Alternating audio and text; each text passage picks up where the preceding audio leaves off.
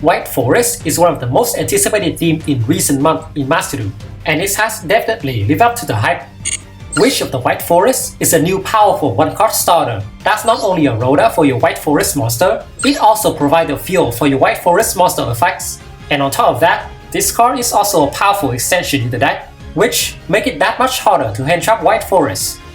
Their endboard got reinforced with the power-up version of the Duel sisters. Duel is a White Forest card, which means it can very easily be searched in this deck. And on summon, she can send a Duel or a Sinful Spoil card from your deck to the grave, which you can use to bridge into your other Duel monster, or you can set up extra disruption by sending a card that can reset itself from the grave.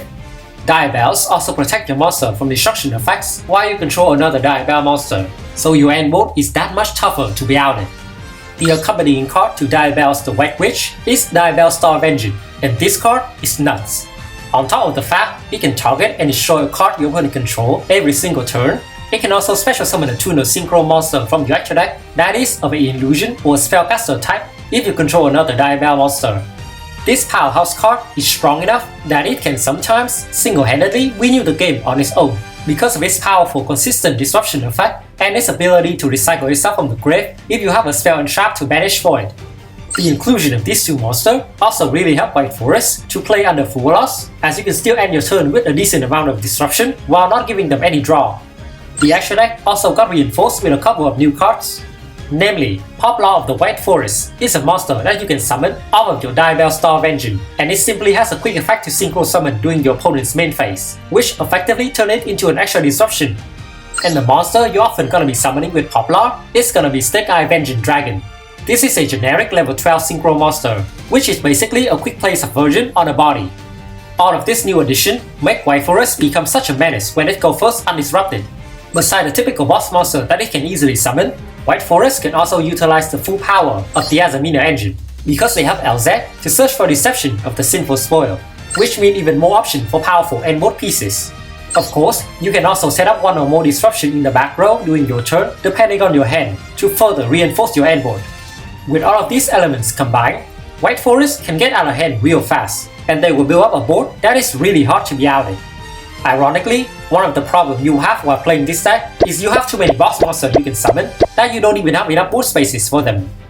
All in all, White Forest is definitely one of the best synchro decks at the moment, and it will probably stay relevant for quite a while too, because it is unlikely for Konami to hit any of the White Forest cards. So for this video, I'm gonna showcase the power of White Forest through two different variations of the deck. This first version right here is a more basic pure version of White Forest that put more emphasis on the Azamina package. You have Saint Azamina, which can be a floodgate against certain decks and can cheat out on Moa Regina. Duel Star Vengeance, being treated as a Sinful Spoil card, really help you to easily summon Saint Azamina and can also help trigger your Moa Regina effect during your opponent's turn. You also do have some luxury option in your deck that's not gonna be the main card you search for doing your combo, but if you can, it will be a powerful addition to your endboard. Sinful Spoil of the White Forest stand out a bit more in this deck because it can be more easily searched for, since it has two archetypes in its name. And Azamina Adapters can be a backup card you can search for to still go into your Azamina monster during your opponent's turn if you have already used the effects of Witch of the White Forest. There are also other Sinful Spoil and Azamina cards you can play in place of these two, or in addition to them. If you want to spice up your deck, there is a lot of good options you can choose from. In the flex spot for the deck, Triple Tactic Thrust is a very good choice for White Forest, because a lot of the spell and trap you set with Thrust can be used to activate your monster effects and they will reset themselves. Or you can just recycle them with your Queen of the White Forest. Overall, if there's one thing I can say about this version of White Forest, is that it got a lot of options. And even though you're probably not gonna use every single aspect of your deck during your normal games, it is still nice to have a wise toolbox that can help you deal with a lot of different situations. The deck do have a little bit of a learning curve to it, but once you get the hang of all of your cards, it is a pretty fun deck to challenge yourself with all of the different lines it can do. I will show you the second variation of White Forest after some replays with this version, so stay tuned.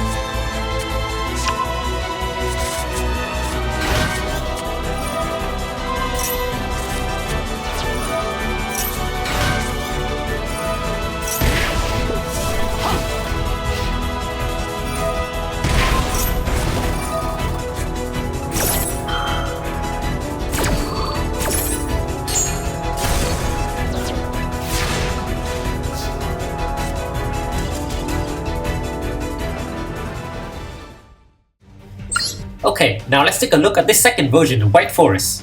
While the pure version of White Forest is more focused on having a lot of power and options, this second version is more focused on consistency.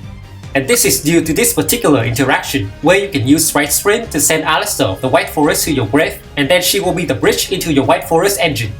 And the best way to enable this little combo is of course by using Finsmith. Add that to the list of another thing Finsmith is good at. But anyway, the idea behind this interaction is that during your normal Finsmith combo, after you have summoned Desiree with your sequence, you can use sequence plus another body on the field to make Sprite Sprint. And then you can use Finsmith Trap in your grave to fuse Sprite Sprint and Desiree on your field to go into a lesser used Finsmith monster, that is, the Finsmith Extreme. This monster is necessary to trigger your Astalar from your grave to special summon herself. Then you can just easily equip one of your Finsmith Link monster from your grave to your Extreme to be used to trigger Astalar effect if you need to. Do note that you do need a spell or trap in your hand to discard for your Extreme in order for this combo to work. So do keep that in mind in order to identify when you can actually use this combo. And yeah, Finsmith is also just good on their own too, so there's really not much of a downside into using them.